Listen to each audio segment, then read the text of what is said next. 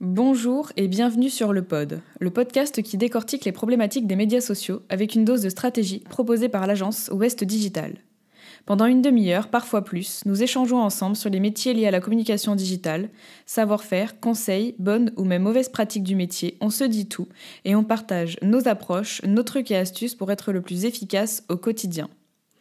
Dans l'épisode d'aujourd'hui, je suis accompagnée de Brian et nous allons vous parler d'outils de programmation sur les réseaux sociaux. Lequel choisir ou lesquels choisir et pour quels usages. Un dernier mot. Si ce podcast vous plaît, pensez à vous abonner sur votre plateforme d'écoute préférée pour être sûr de ne rater aucun épisode. Allez, je vous laisse, c'est parti!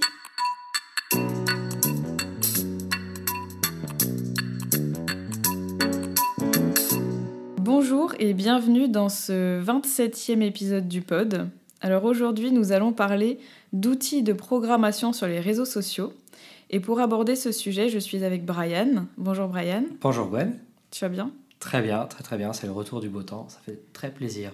Et d'ailleurs, tu as la voix cassée pour le retour du beau temps. Et voilà, c'est pour fêter le retour des grosses chaleurs. Alors du coup, un petit mot sur le sujet du jour avant de commencer. Donc je disais les outils de programmation sur les réseaux sociaux. Donc nous avons choisi ce sujet car c'est un peu la base finalement dans notre métier, ou en tout cas l'une des bases. Quand on travaille dans le social media et plus précisément en tant que community manager, il est plus confortable d'utiliser des outils de programmation pour publier ses contenus. Donc comme je le disais, ils font partie de la base de notre travail, ils nous facilitent la vie et nous libèrent l'esprit pour ne pas avoir à publier chaque publication en direct pour chaque client, etc. Donc, d'autant plus quand on travaille en agence. Donc peut-être que vous n'en utilisez pas encore, ou tout simplement que vous ne savez pas vers quel outil vous tournez, ou bien vous en utilisez certains, mais ils ne satisfont pas toutes vos problématiques. Eh bien, pas de panique, nous sommes là pour vous aider aujourd'hui à y voir plus clair. Brian a préparé tout ça pour nous partager tous ces petites astuces du quotidien. Donc, c'est parti ? C'est parti. Allez, let's go. Donc, alors, peut-être qu'on va commencer par la base, mais est-ce que tu pourrais expliquer ce qu'on entend quand on parle d'outils de programmation sur les réseaux sociaux ? Parce que peut-être ça ne parle pas à tout le monde. Oui. Alors, en outils de programmation, on parle aussi d'outils de social media management. On parle aussi d'outils tiers. Il y a plein de manières d'en parler. Il y a plein de termes utilisés par les spécialistes des réseaux sociaux. C'est ni plus ni moins qu'un logiciel qui permet d'enregistrer un post et de le diffuser à une heure et à une date bien précise. Et dans ce cas-là, c'est le logiciel qui va diffuser ce post-là, cette publication-là, même si on n'est pas forcément connecté le jour J, du coup on n'aura rien à faire. L'exemple typique, c'est d'avoir un post qui est validé, qui est OK le lundi à 14h, sauf qu'en fait il est prévu pour le vendredi qui suit à 7h du matin. Eh bien, avec l'outil, on va pouvoir enregistrer ce post-là, et c'est l'outil qui se permettra de le diffuser le vendredi à 7h directement. Voilà, donc c'est ni plus ni moins un outil qui nous fait gagner du temps. Je pense qu'on y reviendra, parce qu'il y a beaucoup d'utilités, et pas que de la productivité d'ailleurs. Oui, d'ailleurs, avant de parler des utilités, est-ce que tu pourrais nous en lister quelques-uns ? Donc on rentrera un peu plus dans le détail de chacun après, mais est-ce que tu pourrais nous en lister quelques-uns Ouais, alors il y a une dizaine d'années, quand j'ai commencé un peu à travailler dans ce domaine-là, on entendait parler de beaucoup d'outsuite. Outsuite, c'est un outil qui existe toujours, qui est toujours très puissant, qui fait beaucoup de choses. C'est, je pense, le plus connu aujourd'hui à travers le monde. On a aussi à travers le monde un outil comme Buffer, qui est assez connu, BU2FER. Ça, ce sont plutôt des outils internationaux. Il y a aussi Sprout Social, qu'on n'utilise pas forcément à l'agence, mais qui est assez connu aussi à travers le monde. Et puis, en France, on a aussi des outils de programmation franco-français, qui ont quand même de belles réussites. Il y a Agorapulse aussi, qui est présent à travers le monde. Ça a été créé par des Français. Et puis on a un outil comme Swello aussi, qui a percé aussi depuis plusieurs années, et ce sont aussi des Français qui sont derrière cet outil. Donc voilà, il en existe vraiment beaucoup. Après, il y en a d'autres aussi qui servent qu'à certains réseaux sociaux, voilà, qui sont peut-être un peu moins connus.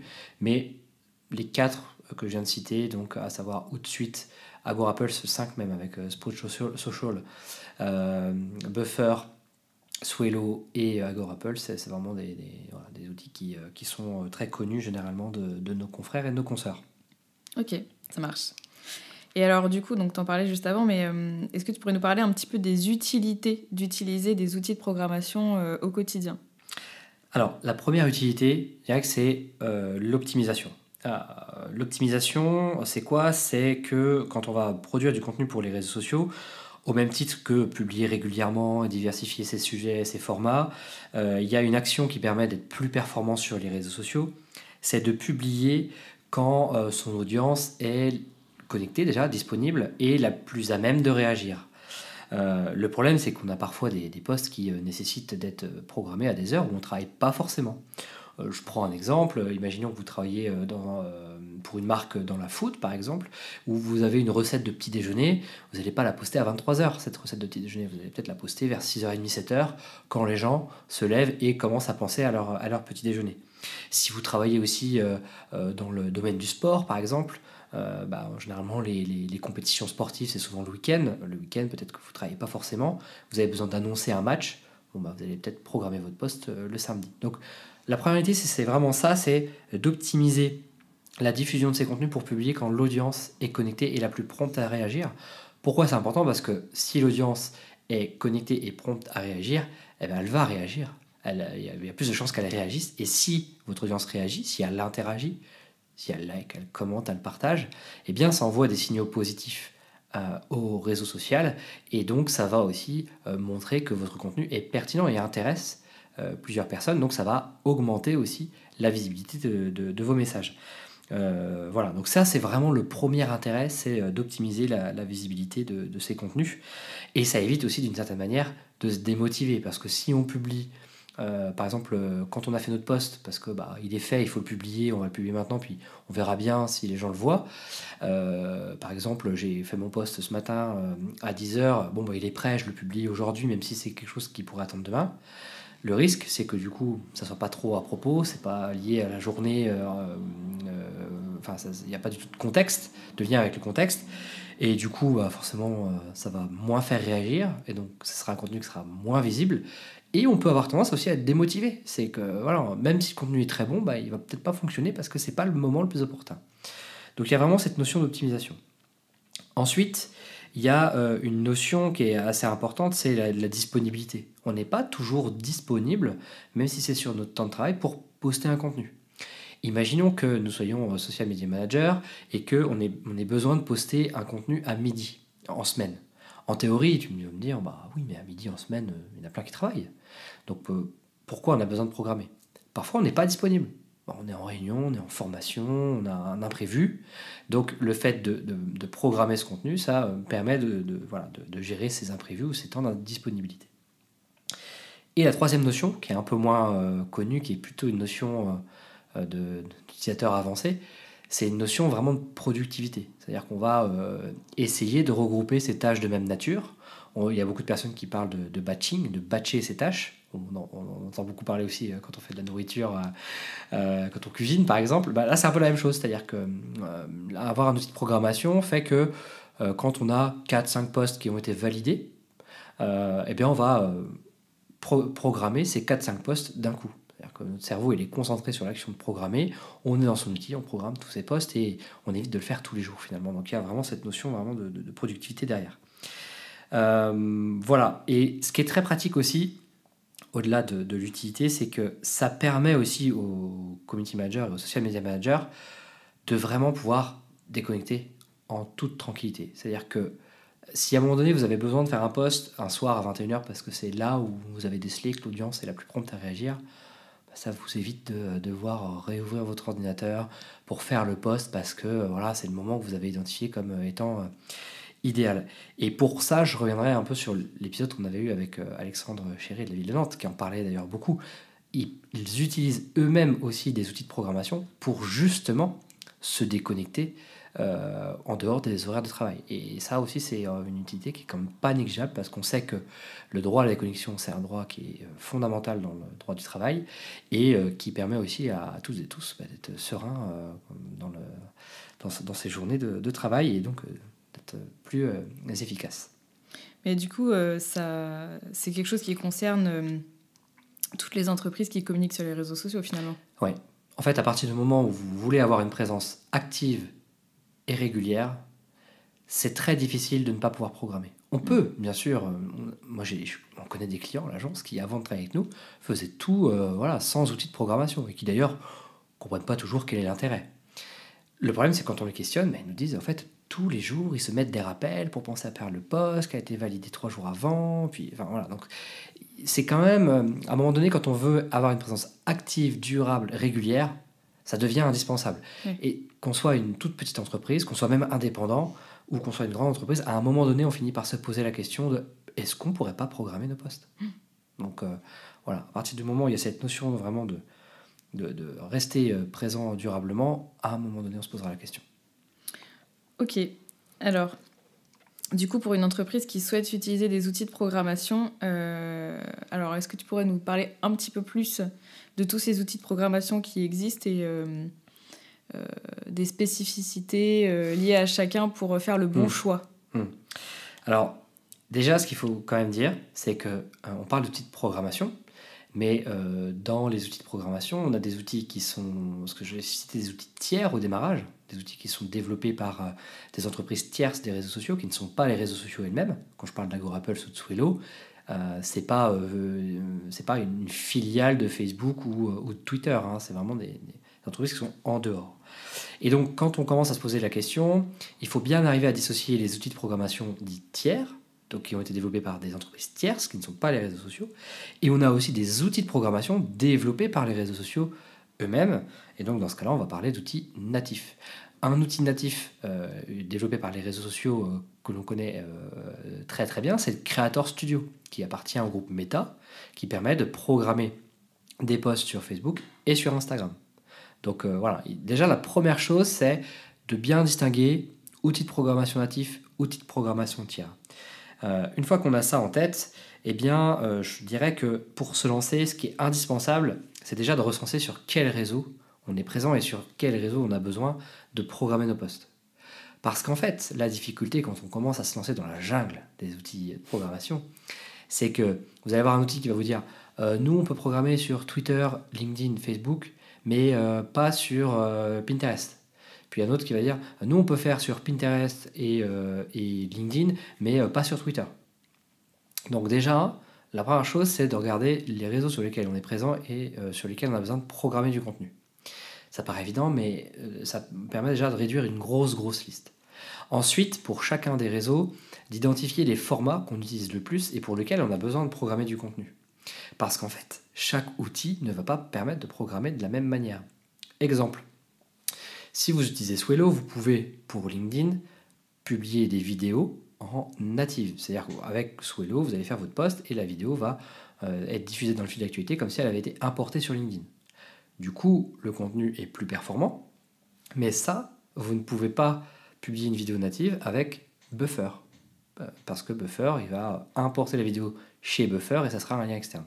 Ce qui fait que du coup, la fonctionnalité qui en apparence paraît similaire n'est pas totalement la même. Donc la deuxième étape, une fois qu'on a listé les réseaux sur lesquels on veut programmer, c'est vraiment de lister aussi les types de formats qu'on va avoir besoin de programmer pour avoir une idée assez claire de ses besoins. De se dire, ok, finalement, moi je suis que sur Facebook et LinkedIn, et en fait sur Facebook je publie des vidéos et principalement des images. Sur LinkedIn, pareil. Est-ce que du coup j'ai un outil qui me permet de faire les deux ? Et donc après on va recenser les différents outils qui existent sur le marché dont on a déjà entendu parler, et on va regarder si ces outils-là répondent à notre besoin. Et déjà ça permet déjà de penser à son besoin avant de penser à son outil. Voilà. Et puis après, au fur et à mesure, on va pouvoir peut-être creuser, parce que ce qui va parfois se passer, c'est qu'un outil ne pourra pas faire tout ce dont on a besoin, et donc il y a peut-être des choses qu'on fera encore manuellement, c'est-à-dire sans outil, et il y a peut-être aussi d'autres choses qui nous nécessitera de prendre un deuxième outil, ou un troisième, ou un quatrième, ce qui est le cas à l'agence. Nous, on a à peu près 4-5 outils de programmation, et on sait, en fonction de ce qu'on a besoin de faire et sur quel réseau, lequel utiliser. Voilà. Mais pour débuter, c'est où est-ce qu'on a besoin de publier et le format aussi qu'on utilise le plus pour voir quel est l'outil qui permet de répondre à ce besoin-là. J'ai une question, je te laissais dérouler pour voir si tu allais en parler, mais au début, là, tu parlais des outils natifs comme le Creator Studio pour programmer sur Facebook et Instagram. Ouais. Alors que notre sujet, c'était les logiciels tiers. Ouais. Du coup, ma question, c'est est-ce que il est possible de publier en natif sur toutes les plateformes? Ou est-ce qu'il y a des plateformes qui ne le permettent pas? De faire de la programmation native? Faire la programmation native, ouais. Par exemple LinkedIn, il n'y a aucun outil de programmation, en tout cas à ma connaissance, sur le marché. Mais on parlait du Creator Studio pour Facebook, pour Twitter, on a la possibilité de programmer en natif sur Twitter depuis quelques mois. On peut le faire aussi via TweetDeck. Mais effectivement, il y a encore des plateformes comme LinkedIn où il n'y a vraiment aucune programmation possible. Ce qui fait rager beaucoup de monde d'ailleurs. D'où l'utilité du coup d'utiliser des outils de programmation tiers. Oui, tout à fait. Ça marche. Du coup, j'attendais que tu commences à nous parler un peu plus de ta liste d'outils et des spécificités de chacun pour faire les bons choix justement. Ouais, alors déjà, la première spécificité, j'en ai parlé un peu avant, mais tous les outils ne gèrent pas tous les réseaux. Ouais. Ça, c'est déjà le premier truc. Donc, quand on réfléchit à s'équiper, ce qui est important, c'est de regarder les fonctionnalités de l'outil et sur quel réseau vous pouvez publier. Parce que vous allez en avoir où vous allez être limité sur certaines plateformes. Ensuite, il y a aussi des outils dans lesquels vous allez pouvoir à la fois programmer des contenus et à la fois aussi modérer les commentaires et les messages privés. Ça, c'est important parce que parfois, on pense, à tort, que outil de programmation égale aussi outil de gestion des commentaires. Ce qui est en fait deux choses très, très différentes. Vous avez des outils qui permettent de faire les deux à la fois. Outsuite et Agorapulse le font, par exemple. On peut à la fois programmer et modérer. Mais vous avez des outils comme Swello ou Publer, qu'on utilise à l'agence, qui ne permettent que de programmer. Donc ça, c'est aussi la deuxième chose qui est vraiment importante à avoir à l'esprit. Quand on parle de subtilité, c'est vraiment de voir qu'est-ce qu'on met dedans en termes de fonctionnalité. Vous avez d'autres outils qui vont vous dire, vous pouvez programmer, mais même en amont, vous pouvez gérer votre planning édito. Alors ça, c'est séduisant aussi sur le papier. Certains outils le font très bien, comme Swello. Le problème, c'est que vous allez pouvoir gérer sur l'outil de programmation que votre planning édito sur les réseaux sur lesquels vous allez publier. Imaginons que vous avez besoin de programmer des contenus sur Snapchat, par exemple. Vous n'allez pas pouvoir du coup gérer votre planning édito sur un outil qui ne permet pas de diffuser derrière sur Snapchat. Donc ça va potentiellement poser aussi un problème. Ce qui fait que d'ailleurs à l'agence, on a fait le choix, nous, depuis très longtemps, de dissocier la planification éditoriale de la programmation et de la diffusion des contenus. Ce qui fait qu'on a un outil de planification et plusieurs outils de diffusion. Donc ça, c'est finalement la troisième subtilité. Vous avez d'autres subtilités comme par exemple certains outils vont permettre de programmer des stories quand d'autres ne le pourront pas. C'est-à-dire que tous les placements des réseaux sur lesquels vous voulez communiquer ne sont pas disponibles. Je reviens, si je reprends par exemple l'exemple de Swello, c'est celui qu'on utilise beaucoup à l'agence. On peut certes programmer des posts sur Facebook, mais on ne peut pas programmer de story. Donc le placement qui est disponible n'est pas forcément le même. Et donc pour ça, on va devoir utiliser un autre outil vraiment dédié aux stories. Il y a d'autres subtilités comme le fait de ne pas diffuser directement. C'est quelque chose qu'on avait beaucoup vu quand Instagram a ouvert la possibilité aux outils tiers de programmer des posts dans le feed, puisqu'il y a quelques années, on ne pouvait pas du tout, il n'y avait aucun outil qui permettait de le faire. Et quand les outils se sont lancés dessus, comme Outsuite, qui a décidé d'innover pour donner la possibilité aux utilisateurs de programmer sur Instagram des posts, en fait, on s'est rendu compte qu'en réalité, ce n'était pas vraiment une programmation directe, ça t'envoyait une notification sur ton téléphone, et après, tu devais toi-même faire l'action de publier. Et il y a encore certains outils qui sont comme ça aujourd'hui, où la publication n'est pas directe, ça t'envoie juste une notification. Donc il y a plein de petites subtilités comme ça, de choses qu'on ne voit pas tant qu'on n'a pas testé l'outil, ce qui fait que c'est aussi assez difficile de choisir, décider quel outil on va utiliser, tant qu'on ne l'a pas testé et vraiment testé de A à Z. On a testé toutes les possibilités pour voir comment il réagissait en fonction des situations. Parce que parfois, vous avez le discours marketing de l'outil, où ils vont présenter les fonctionnalités, les bénéfices, etc. Puis après, quand on rentre dans le vif du sujet, on se rend compte qu'il y a des petites choses qui ne fonctionnent pas comme on voudrait. Donc, du coup, voilà, il y a quand même tout ça à tester. Et puis, bien sûr, plus vous avez de possibilités, plus vous avez de fonctionnalités, plus l'outil va coûter cher. Ce qui paraît quand même assez évident, mais c'est important de le dire. Plus vous allez rajouter des briques, plus votre maison va être grande, mais plus votre maison va coûter cher. Donc, voilà, ça, c'est aussi un point qu'il faut avoir à l'esprit. Ça marche. Est-ce que tu nous as préparé un petit listing des différents outils avec ce qu'on peut faire avec chacun ou pas ? Ouais, j'ai repris le listing que nous on a à l'agence. Voilà, avec. Ok, du coup, dis-nous partage comment on fait à l'agence. Voilà. Alors nous, on a essayé on a plusieurs outils et on sait à chaque fois, en fonction de l'optimisation qu'on cherche à faire, quel est l'outil idéal. Par exemple, quand on a besoin de programmer des retweets, parce que c'est possible de le faire, on va utiliser Buffer, qui est le seul outil, à ma connaissance, qui permet de le faire. On s'en sert souvent pour des clients, voilà, de repartager comme ça des tweets émis par d'autres et donc de les étaler dans le temps. On va utiliser beaucoup Swello, notamment pour LinkedIn, quand on a besoin de mentionner d'autres pages ou de publier des vidéos natives. Donc voilà, Swello, on s'en sert beaucoup pour ça. Le Creator Studio pour Facebook et Instagram, c'est classique. On va utiliser aussi un outil qui s'appelle Storyto pour les stories Facebook et Instagram, parce que le Creator Studio c'est bien, mais on ne peut pas tout faire. Donc Storyto permet d'aller un peu plus loin pour la programmation des stories. Alors une fois encore, il existe peut-être d'autres outils, mais c'est ceux en tout cas qu'on a retenus et qui nous vont bien. Et puis on va utiliser un outil comme Publer, qui n'est pas très connu non plus, mais qui va nous permettre de programmer des threads sur Twitter, donc un ensemble de messages, de tweets sur Twitter qui sont ordonnés, qui ont un sens bien donné. Ou Publer permet aussi de faire des carousels sur une page Facebook, chose qu'on ne peut pas faire avec un autre outil. Voilà, donc c'est à peu près les 5 grands outils qu'on utilise le plus aujourd'hui. Une fois encore, il y en a sûrement d'autres. Voilà, on peut y passer son temps aussi à les tester. Ce qui est important, c'est de connaître à peu près l'étendue de ses besoins, de les tester et après de s'arrêter sur une liste à peu près restreinte. Ça marche. Est-ce que tu aurais des conseils ou des astuces à nous partager sur ce sujet ? Alors, le premier conseil, ça va revenir sur un point que j'ai donné juste avant, mais c'est vraiment, et c'est parce que c'est une question qui est très fréquemment posée. Ok, je vais choisir un outil, comment je m'y prends. Donc c'est vraiment quel réseau, de quelle fonctionnalité j'ai besoin, et après de tester les différents outils, de réduire la liste, c'est-à-dire en fonction de ses besoins, d'identifier 2-3 outils qui a priori peuvent répondre à ses besoins, de les tester sur 2-3 semaines, donc prévoir un vrai temps pour tester toutes les possibilités qui sont offertes par ces outils. Je recommande même de le tester sur des comptes de test, les comptes officiels de la marque, pour voir un peu aussi s'il y a d'autres subtilités qui sont pas forcément visibles.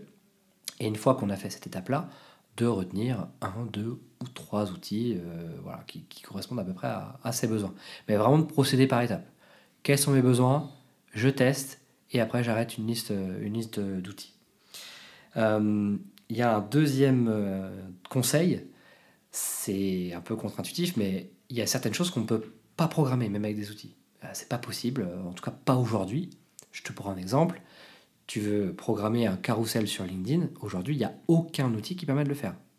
Je dis aujourd'hui, on est là, début 2022, peut-être qu'en 2024, ça sera possible. Mais en tout cas, aujourd'hui, ce n'est pas possible. Donc, le deuxième conseil, c'est, quand c'est possible, et c'est plus souvent possible qu'on ne le pense, c'est d'essayer de travailler en équipe. Pour savoir, quand il y a un poste à faire manuellement, qui s'en occupe si je ne suis pas disponible. Donc, de toujours travailler au moins à 2 sur un sujet. Si vous êtes CM ou SMM seul en entreprise, vous n'avez pas d'autres personnes qui peuvent vous aider, moi je vous conseille vraiment d'avoir une autre personne dans votre entreprise, soit votre manager, soit un de vos collègues ou une de vos collègues, de lui apprendre comment on fait des posts en natif quand c'est nécessaire, quitte même à lui faire un petit tuto, un petit pas à pas, pour s'assurer que si un jour vous êtes absente, indisponible pour une raison ou une autre, il y a une personne qui puisse faire manuellement le post qui est concerné, qui n'a pas pu être programmé. Ça arrive aussi pendant les vacances. Et ça, je rencontre encore beaucoup de personnes qui travaillent dans le social media qui me disent « Oh là, je pars en vacances, mais là, j'ai des stories qui doivent sortir le 10 août, je serai en vacances, personne d'autre va pouvoir le faire. » eh bien, mon conseil, c'est de s'assurer qu'il y ait une autre personne qui soit capable juste de vous suppléer. Ça ne veut pas dire que la personne va vous prendre votre place, mais au moins d'avoir cette notion d'équipe. Et Alexandre, dont je parlais tout à l'heure sur l'épisode sur le droit à la déconnexion, en parle aussi beaucoup, où ils ont formé en interne des journalistes qui peuvent de temps en temps aussi prendre le relais quand c'est nécessaire. Négligez pas cette astuce parce que bien souvent on se rend compte que c'est plus facile à mettre en œuvre qu'on ne le pense. On a tout de suite la sensation que c'est compliqué de faire des posts manuellement. En fait, avec un bon tuto et un bon accompagnement, ça se fait assez bien. Et pour la personne qui gère les réseaux sociaux, ça permet d'être très serein. Je veux dire, ok, demain je me casse la jambe, ou je pars en vacances, j'ai oublié de prévenir ma collègue qui a des posts à faire manuellement, je sais qu'elle pourra prendre le relais même si c'est pas son métier. Troisième conseil, alors ça c'est plutôt une astuce. Quand on programme, essayez de programmer des horaires qui ne sont pas rondes. C'est quoi une horaire ronde? C'est dire, bon, bah, mon poste il faut qu'il sorte à 19h, je le programme à 19h.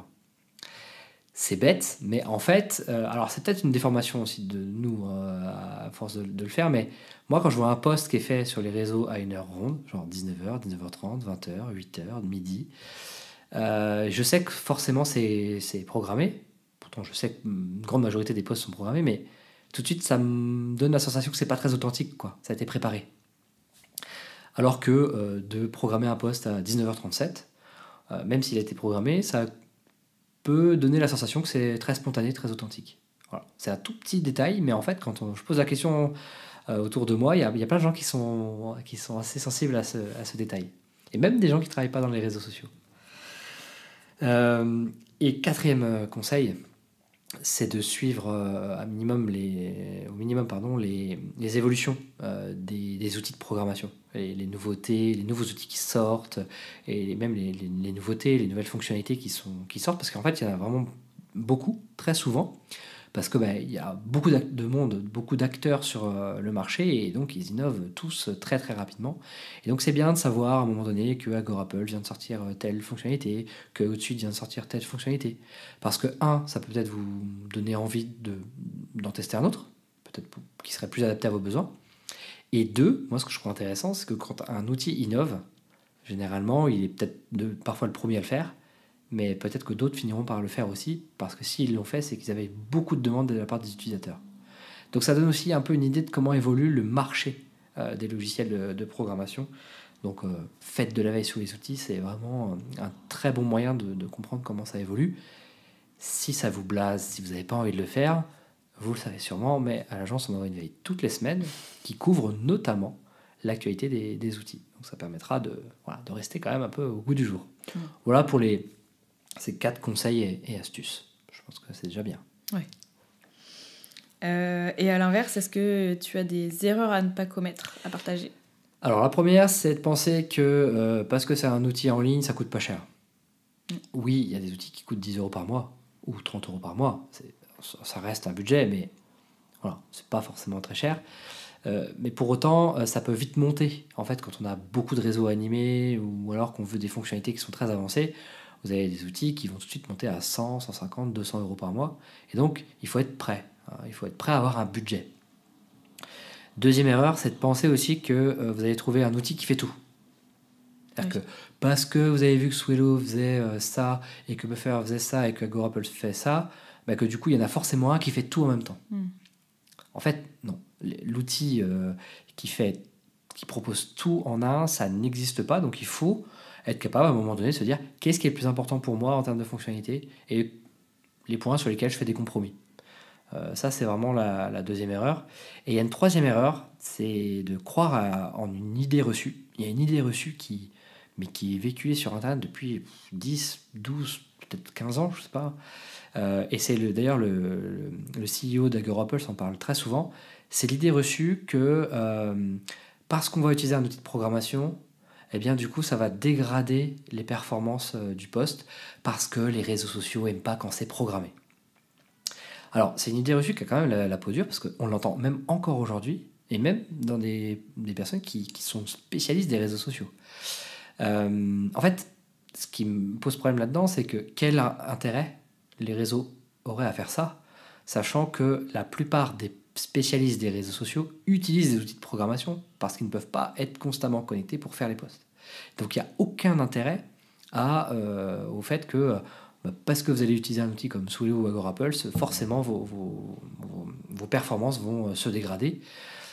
Et puis j'ai envie de dire aussi, ces outils-là n'existeraient plus si c'était le cas. Plus personne ne les utiliserait si c'était le cas. Tout le monde se serait rendu compte qu'il vaut mieux publier manuellement. Donc ça, c'est vraiment une idée reçue et qui est vraiment encore la peau dure en 2022. Voilà. Donc ne pas y croire, parce que ça n'a jamais été prouvé en fait. Et même moi, avec l'observation, je n'ai pas observé que des posts qu'on ait programmés aient moins bien marché. Ça marche. As-tu réfléchi à une anecdote à nous raconter en lien avec le sujet du jour ? Alors, c'est avant que je commence à faire ce métier-là, j'avais un ami qui dépannait des boîtes en community management. C'était il y a presque une dizaine d'années. Et puis je lui dis, mais comment tu fais et tout quand tu dois poster le soir, machin. Il me dit, en fait, c'est simple. Moi, je recommande jamais à mes clients de poster à 20h parce que je suis pas dispo. Et lui, il me dit, non, moi je leur dis que c'est mieux de poster à 16h30, tu vois, parce que 16h30, je sais que je bosse à ce moment-là. Et en fait, ça m'a fait prendre conscience que c'était pas du tout, c'était contre-intuitif en fait. On conseille quelque chose à quelqu'un, mais parce que ça nous arrange bien en fait. Voilà. Et là aussi, ça m'a permis de prendre conscience que c'est pas aussi simple que ça les réseaux sociaux. C'est pas parce que ça m'arrange moi. Il faut toujours aussi penser aux bénéfices pour le client. Donc ça m'a vraiment fait prendre conscience de l'importance de pouvoir s'équiper d'outils pour justement faire des recommandations qui sont pas bridées par ses seules capacités ou son seul temps en fait. Si on dit à un client franchement ce post-là il faut absolument qu'il sorte le dimanche matin à 9h parce que là on sait que l'audience va bien réagir, faut pas qu'on se dise ah non on va pas lui recommander ça parce que personne sera dispo le dimanche matin à 9h. Voilà, donc ça permet d'éviter de brider ses recommandations. Ça marche. Moi j'aurais une anecdote à raconter vas-y, carrément. Pour une fois. Vas-y. Si tu me le permets. Bien sûr. Je pense que je t'en avais déjà parlé, mais il y a 2 ans ou 3 ans, j'étais partie en vacances avec mon grand frère, qui est photographe amateur. Donc c'est à côté de son métier qu'il fait ça. Et en gros, il partage ses photos sur son compte Instagram. Et il le fait tous les jours à 18h. Alors ça m'a fait sourire tout à l'heure ton anecdote sur les heures rondes, parce que lui il se casse la tête à programmer tous les jours à 18h pile, parce qu'il se dit que s'il publie pas à heure super méga régulière, l'algorithme va pénaliser ses performances. Donc bref, je vais expliquer que c'était pas si rigide que ça, heureusement. Mais bref, on était partis en vacances et en fait, tous les jours, il se mettait un rappel à 17h59 pour se préparer à poster sa photo qu'il avait préparée genre dans ses brouillons en amont, pour la poster à 18h pile. Et en gros, il se rendait malade avec ça parce que des fois, en fait, on n'avait pas de Wi-Fi là où on était, vu qu'on était à l'étranger. Et quand je l'ai vu se prendre la tête avec ça pendant une semaine, je lui ai dit non mais c'est pas possible, faut vraiment que je te fasse découvrir quelque chose parce que là ça va te changer la vie. Enfin bon, là on était en vacances, mais je lui disais tu fais comment en fait quand t'es au travail, et il me disait franchement je me mets un rappel et je prends 30 secondes pour le faire les jours où je suis au travail quoi. En termes de charge mentale c'est ouf. Alors, lui c'est pas son métier mais ça doit être quand même difficile à vivre quand même au quotidien. Oui, parce qu'il publie tous les jours. Alors, quand c'est ton métier, de faire ça, de te mettre des rappels et tout, de te mettre le stress, de te dire... Parce qu'on en rencontre souvent des gens qui nous disent non, mais c'est bon, je me mettrai un rappel, je le ferai ce soir à 21h. Ok, tu peux le faire une fois ou deux. Oui, c'est ce que j'allais dire, bien à sûr. l'occasion. Mais c'est pour ça que je reviens à ce que je disais au début. À partir du moment où on va avoir une présence active et régulière, c'est pas possible en fait. Si tu veux tester des trucs de temps en temps, ok. Mais à un moment donné, si tu veux que ce soit durable, c'est pas du tout tenable de faire tout manuellement. C'est impossible. Ou alors, tu deviens fou ou folle. C'est ça. Je dis pas que ton frère est fou. Si, clairement, quand j'ai vu qu'il faisait ça, j'étais bon, écoute, c'est pas possible. Je vais te faire découvrir quelque chose, ça va te changer la vie. Puis effectivement, il était très content de passer sur ça après. Très bien. Bon, 2 anecdotes pour le prix d'une aujourd'hui. C'est ça. Du coup, est-ce que tu pourrais conclure le sujet du jour en 3 mots ou en 3 phrases ? Je dirais oui, alors j'ai pas du tout pensé et je sais que tu me poses la question tout le temps et je ne l'ai pas je ne l'ai pas préparé. Non, alors je dirais que le premier mot c'est besoin, c'est vraiment de lister ses besoins. C'est le besoin avant l'outil. Ça, il y a beaucoup de gens qui font l'inverse. Genre, il y a un outil qui brille, tout le monde en parle, je vais l'utiliser. Non. Alors, peut-être qu'on l'utilise parce qu'il est très bien, mais en tout cas, c'est d'abord le besoin et après l'outil. Ensuite, je dirais qu'il y a la notion de subtilité. C'est d'avoir conscience que tous les outils ne font pas la même chose et qu'il y a des choses qui sont très subtiles parfois et qu'on ne peut pas les découvrir tant qu'on n'a pas testé l'outil. Ça, c'est vraiment le deuxième point. Et après, je dirais qu'il y a la notion de timing, puisque en fait, on fait ça pourquoi ? Parce qu'on a besoin de publier quand l'audience est connectée et la plus prompte à réagir. Donc il y a une notion de recherche de timing et qu'on doit pouvoir décorréler le timing où l'audience est connectée de son temps de travail, où on a besoin de nous-mêmes de souffler. C'est pas parce que notre audience réagit très bien à 22h sur Instagram qu'il faut absolument se dire bille en tête que tous les soirs à 22h, on doit être disponible pour programmer. Voilà pour mes 3 points. Super. Bon, merci beaucoup à toi. Merci Gwen. Et puis, on se retrouve bientôt pour un prochain épisode du pod. Avec plaisir. Bon, allez, bonne fin de journée à toutes et à tous. Et puis, à bientôt pour un prochain épisode du pod. À bientôt.